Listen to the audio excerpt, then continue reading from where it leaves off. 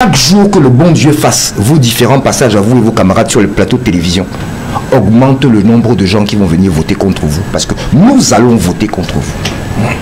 Les allusions, les est-ce que quand tout sera, tous ces débats-là, nous allons les évacuer. Nous allons arriver dans les semaines qui viennent à un seul débat sur les plateaux de télévision et radio. C'est le bilan et les propositions. On commencera par le bilan. Celui qui aura déjà échoué au bilan, il n'aura pas de proposition.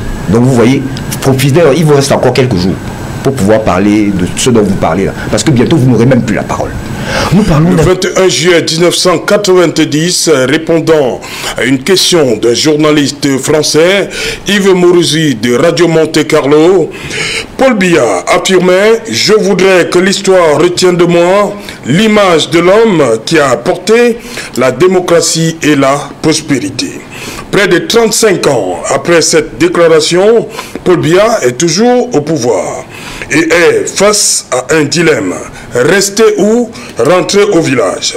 Et ce, parce qu'elle pointe à l'horizon la présidentielle d'octobre 2025.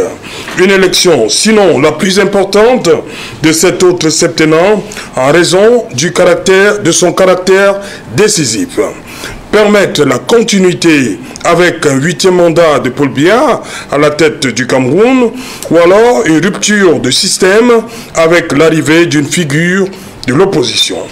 En la faveur d'un retour à un système multipartisan au début des années 90, le Cameroun expérimente tant bien que mal les principes de la démocratie avec des élections libres, mais dont la transparence reste sujette à question malgré la présence d'institutions censées garantir la transparence du système du jeu démocratique.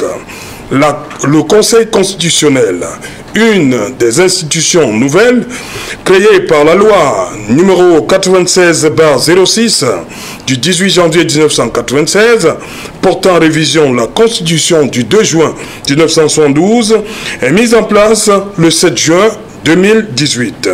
D'après l'article 46 de la Constitution, le Conseil constitutionnel est l'instance compétente en matière constitutionnelle. Il statue sur la constitutionnalité des lois. En novembre 2024, le mouvement pour la renaissance du Cameroun porte plainte contre son président et 2 autres de ses membres pour de graves violations des lois de la République. Elections Cameroun, organisme indépendant chargé de l'organisation, de la gestion et de la supervision de l'ensemble du processus électoral et référendaire, est depuis quelques semaines l'objet de vives critiques de la part de certains partis politiques de l'opposition et acteurs de la société civile pour violation des dispositions de l'article 80 de la loi portant code électoral qui donne obligation au directeur général de l'ECAM de publier au plus tard le 30 décembre la liste électorale nationale.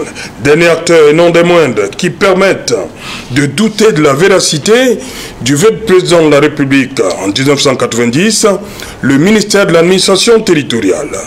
Depuis 2018, son rôle dans la vie des partis politiques de l'opposition est questionnable, tant une certaine opinion a fini par se convaincre que c'est là-bas que les choix des opposants s'opèrent.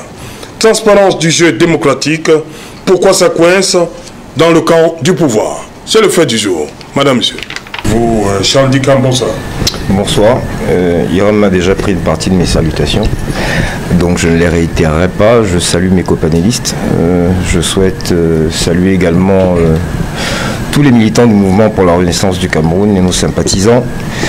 Je souhaite saluer tout particulièrement ceux des nôtres qui sont encore en prison pour des raisons que seuls ceux qui les y ont mis connaissent, et leur dire que l'issue est proche. S'il faut qu'ils attendent octobre, ils attendront octobre. Et au lendemain de la présidentielle, ils sortiront lavés de tout soupçon. Je profite également de l'antenne pour adresser mes très sincères condoléances à un jeune frère qui plus est mon homonyme, qui est de notre famille, celle d'Equinox Soir, à qui je souhaite bon courage et qui a vu son papa partir il y a quelques jours. Voilà. Merci Serge Pelé. Charles Dicam, voilà, tout le monde reconnaît qu'il y a une absence de minimum de consensus. D'où ces nombreuses récriminations à l'endroit de l'ECAM, lui-même qui avait reconnu au sortir de la présidentielle 2018 qu'il y avait un certain nombre d'éléments qu'il fallait revoir. Mais nous sommes rendus presque 7 ans après et l'ECAM n'a pas bougé, d'où cette sortie. Est-ce que véritablement du côté du pouvoir, il y a cette volonté d'aller vers une transparence du jeu démocratique pour qu'enfin, au soir de l'élection, que le vaincu puisse féliciter le vainqueur? Serge Alain, j'ai rarement autant souffert sur un plateau de télévision que ce soir. Souffert d'entendre tout, et je n'ose pas dire n'importe quoi, par respect, par politesse. Je voudrais d'abord dire qu'au lieu de faire de l'équilibrisme, il faut dire les choses telles qu'elles sont et telles que les Camerounais les voient. Avancée démocratique, c'est quoi? Un chef d'État qui pendant 43 ans est incapable de réunir la presse et faire une conférence de presse par an pour que les Camerounais lui posent des questions sur l'état de la nation, sur sa manière de gouverner. C'est le basique. C'est le basique. La démocratie, c'est quoi? Je l'ai proclamé aux oreilles de qui voulait bien l'entendre. Nous ne manquons pas de bonnes et de belles lois au Cameroun. C'est dans leur mise en application. Alors, vous parlez de l'ECAM, mais qui serait indépendant, mais qui, sur injonction du MINAT, se déplace pour aller dans son ministère. Vous parlez d'un pays où des gens vont dans des locaux publics, devant un ministre de la République, faire allégeance à un candidat. C'est ça. Vous parlez d'un pays où un ministre de l'Intérieur, ou comme l'appelait l'administration territoriale, a fait venir de faux observateurs. Et jamais rien ne lui est arrivé. Le même président qui prône la démocratie n'a pas cru utile de le remercier. Non, de grâce. De grâce. Je veux bien croire, comme vous n'êtes pas a priori politicien, en tout cas pas, vous ne l'avouez pas. Vous êtes un observateur, un journaliste. Vous vous trompez parce que vous ne vivez pas ce que nous vivons. D'accord. Mais ouvrez les yeux bien grands. Les exemples sont légion de ce que nous sommes très très loin entre la proclamation et la réalité. Si bien c'est faire quelque chose, c'est proclamer. Parler, parler. 43e discours, vous avez retenu quoi? À part la répétition des promesses non tenues. J'en ai terminé sur ce point. Je voudrais rappeler à mon cher jeune frère qui parle de 92 alors qu'il n'en a que... On lui a fait que lui raconter 92. Moi, j'ai vécu 92. Le 92 dont vous parlez là, et vous osez prendre le football, qui nous fut encore un élément de fierté jusqu'à il y a quelque temps. Comme exemple, les règles sont celles de la FIFA. FIFA composé de, comme vous voyez, non, comme ceux qui sont en train de faire la COMEX, la CAF, etc. C'est composé de tout le monde. Chaque fédération, chaque continent apporte du sien afin qu'on élabore les lois. Donc, quand c'est vicié à la base, tout ce que vous allez dire derrière, c'est faux. Donc ne prenez même pas de comparaison avec le football. Laissez le football.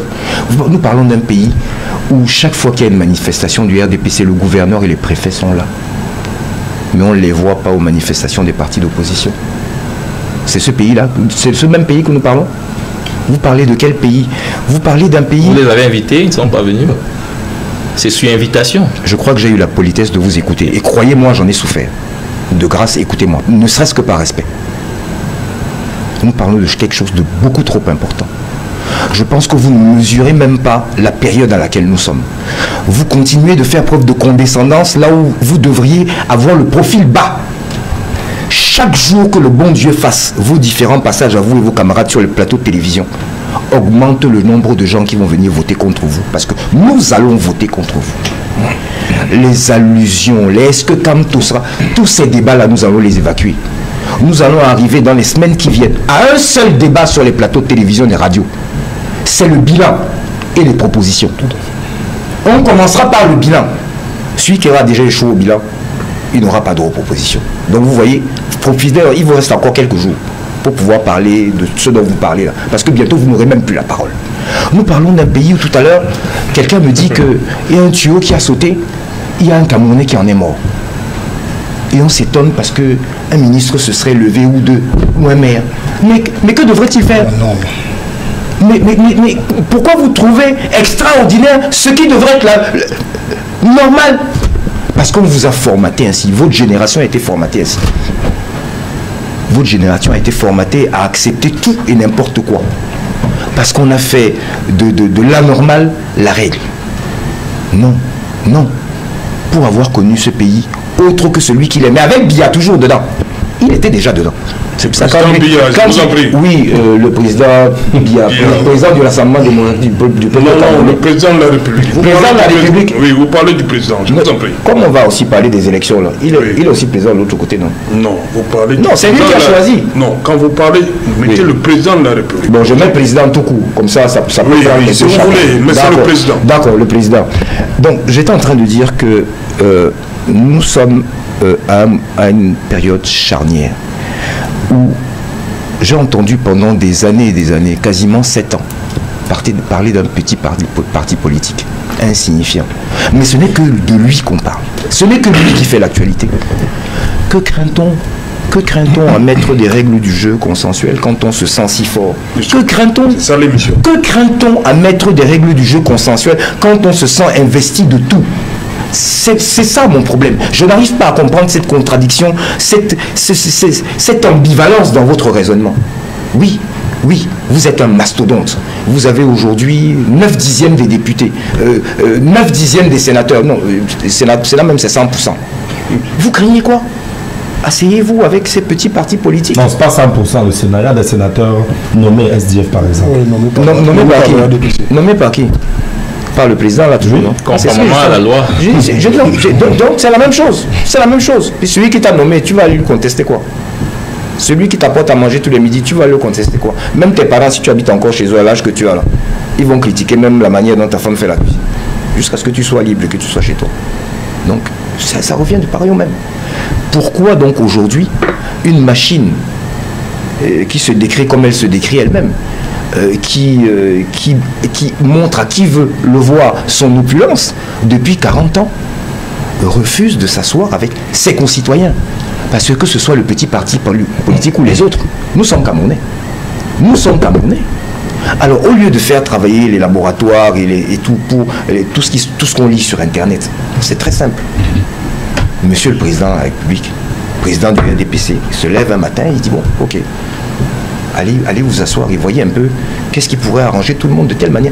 Mais est-ce que vous n'avez pas honte que nous soyons toujours les derniers de la classe? Nous soyons encore le seul pays où on ne peut pas, en gens civilisés, le même soir s'appeler. Vous parliez de la France et des préfets.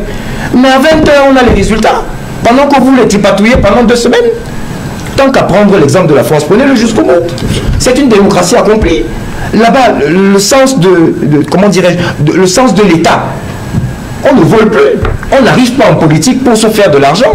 On en a déjà, on est déjà quelqu'un. C'est dans votre pays, dans votre parti politique, qu'on arrive en politique pour se faire de l'argent. On oublie ça. Quand vous ne devez plus penser à tout cela, bien entendu que vous êtes plus à même de faire bien les choses. Ne prenez pas de comparaison qui ne vaille pas. Comparez nous-mêmes à la Guinée équatoriale, ici à côté de nous. Ne sortez pas de l'Afrique centrale. Ne sortez pas de l'Afrique centrale. Parce qu'il n'y a rien de comparable entre ce que nous faisons chez nous et ce que nous faisons chez eux. Je dis et je répète pour terminer, si le besoin est réel, que nous connaissions des élections paisibles, apaisées, dont les uns et les autres reconnaîtront les résultats à la fin, il est temps, encore grand temps, que ceux qui peuvent le faire fassent ce qu'il y a lieu de faire. Et quand on parle de démocratie, monsieur le journaliste, c'est la démocratie lorsque un regroupement de partis politiques veut réunir la presse pour leur remettre un document qui justement fait état des propositions en question. Peut-être que si cette conférence-là avait eu lieu, ceux qui auraient court-circuité le courrier à la présidence, parce qu'il y a même des courriers qui disparaissent, courrier du chef de l'État. Qu'est-ce qui s'est passé? C'est un préfet qui est venu empêcher quoi? Une manifestation publique? Non, donc des règles de démocratie, on les connaît, elles sont basiques, copions-les bien.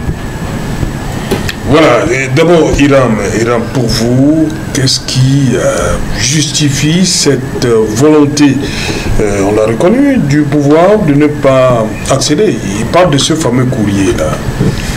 Le président l'a dit à l'honorable Tomaino, qui n'a pas connaissance d'un document comme celui-là, mais tout le monde a vu ce qui s'est passé ce jour-là devant un hôtel à Yaoundé. Ils ont été repoussés. Il y a cette volonté-là que les règles du jeu soient à peu près acceptées des deux parties. Il a évoqué le cas de la France. Je crois que là-bas, on n'est plus à ce stade où on comptait. Les règles du jeu sont claires, acceptées de tous. Pourquoi aujourd'hui, il y a toujours un camp qui va toujours se plaindre. De l'autre côté, on veut des élections apaisées. Lorsqu'on a échoué, la conservation reste la seule option. Et je suis toujours extrêmement peiné quand nos frères et sœurs du RDPC prennent exemple sur les pays ou les nations d'ailleurs.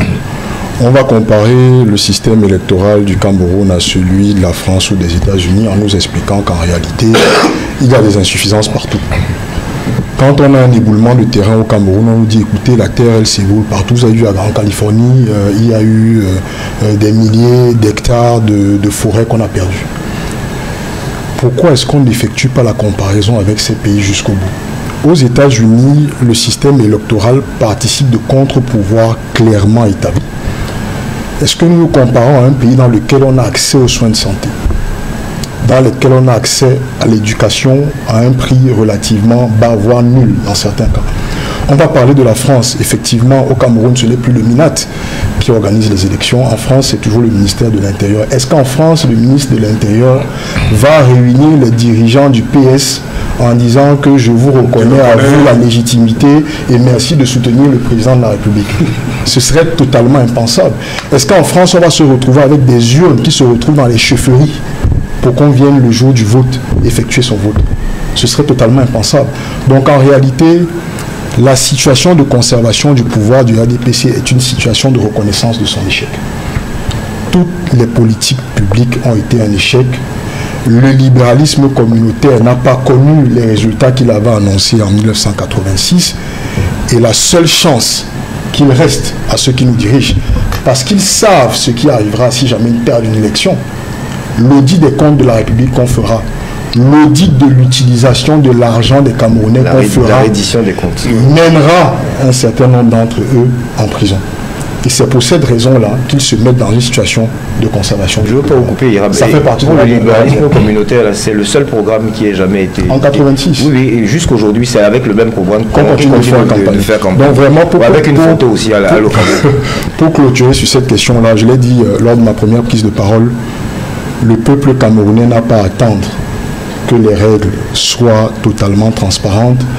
Une organisation politique qui ne l'a pas fait depuis 42 ans ne le fera pas maintenant. Nous devons être prêts à la bataille électorale, mobilisés, concentrés, rester focus sur l'objectif.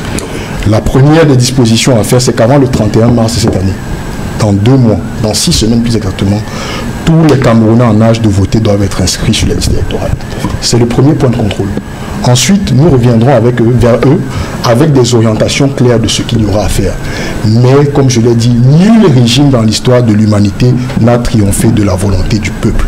Si nous voulons que ce régime soit balayé en 2025, il le sera et je crois que nous le voulons. Ok. Serge Pelé, 2025, c'est l'année, tout le monde attend, surtout cette présidentielle-là, et l'opposition souhaite qu'un certain nombre d'éléments nouveaux soient injectés, éléments consensuels. Mais on n'a toujours pas l'impression que vous voulez ça de votre côté au RDPC. Comment demander une chose, des élections apaisées et freiner les quatre fers de l'autre côté? Il faut rappeler que le MINAT, le rôle du MINAT avec les partis politiques, le Conseil constitutionnel qui est sourd, et les CAM qui nous a fait savoir, en répondant à Loïs Parfum-Voum, qu'il y avait un problème par rapport à la liste électorale nationale, un problème au niveau du système informatique qui a des petits soucis. Voilà, tout ça amène forcément l'opposition à se poser des questions. Ça court, bientôt la présidentielle. Bientôt le président va convoquer le corps électoral. Voilà, donc le temps presse. Le temps presse et c'est pourquoi nous réitérons ici que le RDPC, pour que la loi soit appliquée sans état d'âme. La preuve c'est que, comme c'est un organisme indépendant, l'administration ne peut pas influencer les décisions de l'ECAM. C'est un organisme indépendant. Et vous vous souvenez qu'à sa création, il y avait eu un consensus avec les autres acteurs politiques. Lorsque le président du conseil électoral et le directeur général de l'ECAM se retrouvent au bureau du MINAD, c'est quoi? Mais je me demande, est-ce que la loi interdit au MINAD d'accorder des audiences aux Camerounais? Je suis sûr que si le MRC ou le MP3 ou même l'autre L du PCN, je me demande s'il faut encore l'appeler PCN, hein, parce que PCN c'est Parti camerounais de la réconciliation. Je dis réconciliation. On se serait attendu à ce que la réconciliation commence par la famille PCN elle-même, puisqu'ils nous disent qu'ils veulent réconcilier la nation. Non, la justice a tranché. Mais curieusement, oui, la justice a tranché. Sauf que vous ne croyez pas en la justice. Nous croyons à la justice. D'accord. Voilà, mais nous disons qu'avant d'arriver à la justice, un arrangement à l'amiable, puisqu'on parle de réconciliation, aurait pu être fait entre M. Kona et M. Cabral-Libé. Justement, les deux avaient un souci. Du moment où quand la justice parle, on se tait. Voilà. Oui, j'ai dit qu'avant, on va à la justice avec sa femme quand ça n'a pas marché, non, M. Odou? Si ça, il y a l'harmonie, s'il y a l'entente, si quand il y a un problème, on se réconcilie. Il y a les mauvaises femmes. On va aller faire quoi chez le juge? Si on va chez le juge, c'est parce que l'amiable nous a dépassés. Et nous disons donc que vous ne pouvez pas dire que vous êtes le parti de la réconciliation, mais vous allez chercher à vous réconcilier devant la justice. Et vous promettez la réconciliation au Camerounais. Ça veut donc dire que c'est plutôt la monogamie. Je ne peux pas me prononcer. Voilà, ça veut dire finalement qu'on est plutôt dans le cas d'un parti national, d'un parti pour la division nationale. Parti camerounais de la division. Parce qu'on ne peut pas dire qu'on réconcilie le Cameroun. Merci. Je reviens. Voilà, c'était une parenthèse. Donc pour dire que Monsieur Otto, pour dire que nous sommes pour que la loi soit respectée à la lettre, parce que c'est un contexte sensible. Nous sommes d'accord avec M. Jicam. Vous savez que même sur le plan économique, l'année 2025 conditionne l'attractivité économique. Il y en a qui ont commencé, d'après certaines sources, à garder de l'argent en se disant mieux vaut ne pas l'injecter parce que voilà pourquoi le président a dit lors de son discours, le président de la République, lors de son discours le 31 décembre, qu'avant, pendant et après le scrutin, les mesures seront prises pour que la paix sociale, mais aussi la transparence et l'impartialité soient garanties. Voilà, merci madame, monsieur. Dans un instant, le journal le plus attendu de la planète, le journal de Julien Berthe Bissaï, et juste après qu'il en soit deuxième partie, ce sera le temps du débrief.